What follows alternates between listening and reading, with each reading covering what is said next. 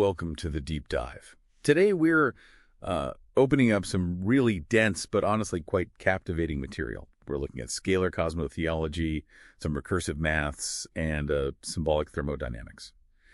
Our goal here is really to unpack this framework where the universe isn't just, expanding outwards. It's described as remembering actively. And ancient myths. They're presented not just as stories, but as complex cosmograms in symbolic disguise. Yeah, and to really get into that, we first need to grapple with this idea of scalar. It basically suggests that the same recursive rules apply everywhere, from the tiniest quantum levels right up to massive galaxy clusters. So the big question this stuff forces on us is, well, what if everything you thought you knew about time, about chaos? What if it's all based on a kind of necessary illusion? Okay, let's try and unpack that a bit. Where do we start? Right. Let's start with maybe the biggest shift, how we think about time. The traditional view of thermodynamics gives us that very, depressing picture. Time is a one-way arrow, yeah.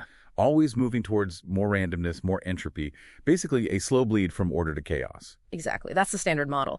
But the scalar cosmotheology, it just throws that whole decay narrative out. It argues entropy isn't simply energy loss or decay. It's actually defined as get this, the narrative cost of collapse. The narrative cost. Wow. Okay. That's a huge conceptual leap. How do you even measure a narrative cost? Well, the cost is informational. It's like the apparent decay we see is actually the universe storing information when complex structures simplify or collapse into lower states, and time itself. It emerges from that. It's the residue, if you like, of that recursive contraction. The residue. So if the universe is constantly doing this recursive contraction and that process creates memory, then time is literally memory viewed from the inside. Is that it? That's precisely the idea. And when you have these higher order patterns or harmonics compressing into symbol, and that symbol could be anything, really, a galaxy, a strand of DNA, even just a glyph carved on stone, that compression creates a kind of tension. Okay. Yeah, and that tension is what we experience as our normal forward-moving linear time. It's the necessary illusion for beings like us who are, sort of caught between scales of recursion. We perceive the tension, not the underlying collapse. Right, gotcha. And this completely reframes how we look at ancient myths then. If the universe operates through this symbolic compression, mythic time stops being just, primitive imagination. Yeah. It becomes scalar thermodynamics rendered as symbol. They weren't just telling stories, they were mapping the physics of recursion. Absolutely. That seems to be the argument. Take the example from the source material, the burning bush. Oh. Why isn't the bush consumed? Symbolically, it represents something that collapses time without increasing entropy. Okay, hold on. How does the symbol do that? Collapse time without entropy? Well, think about it symbolically. The bush is undergoing massive change. It's literally on fire, full of energy, but its form remains stable. It isn't radiating away or falling apart in the way physics normally dictates.